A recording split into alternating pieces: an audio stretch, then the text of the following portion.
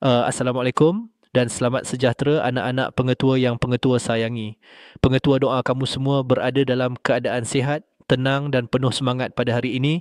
Harap kamu semua yang mendengar sekarang berada dalam keadaan baik, ceria dan bersedia untuk menjadi lebih baik daripada semalam. Anak-anak semua, hari ini kita sudah masuk episod ke-25 dalam cabaran motivasi 30 hari tanpa henti. Pengetua bangga sebab kamu masih setia mengikuti setiap episod dan itu menunjukkan kamu adalah pelajar yang sentiasa mahu memperbaiki diri. Hari ini pengetua nak ingatkan tentang satu perkara yang sangat penting dan sangat dekat dengan kehidupan kamu semua, iaitu bagaimana kita menggunakan masa lapang dengan bijak.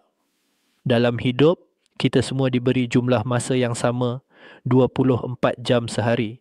Tetapi yang membezakan orang berjaya dengan orang yang ketinggalan ialah bagaimana mereka menguruskan masa lapang. Masa lapang itu sebenarnya adalah ruang untuk kamu membina masa depan. Kalau kamu gunakan masa lapang untuk belajar sesuatu, membaca sedikit, menyiapkan kerja sekolah, bantu ibu ayah atau berlatih kemahiran, kamu sedang melabur pada diri sendiri. Tapi kalau masa lapang banyak dihabiskan dengan perkara sia-sia, scroll tak berhenti, main tanpa had, buat perkara tak bermanfaat, kamu bukan saja membazir masa, kamu sedang menyusahkan diri kamu pada masa akan datang. Pengetua tahu, kadang-kadang kita penat, kita mahu rehat, itu normal. Tetapi rehat pun perlu bijak.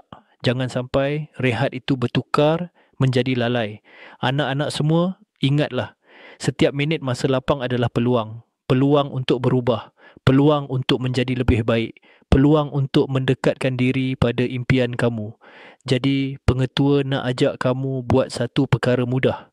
Setiap kali kamu ada masa terluang, tanya diri sendiri, apa benda bermanfaat yang boleh aku buat sekarang untuk bantu masa depan aku? Kalau kamu boleh tanya soalan itu setiap hari, hidup kamu akan berubah sedikit demi sedikit. Dan itulah resepi kejayaan dalam perubahan kecil yang konsisten. Baiklah anak-anak semua, itu sahaja pesanan pengetua untuk episod kali ini. Kalau pesan ini memberi manfaat, jangan lupa subscribe channel Pengetua AI di YouTube supaya lebih ramai dapat mendengar motivasi setiap hari.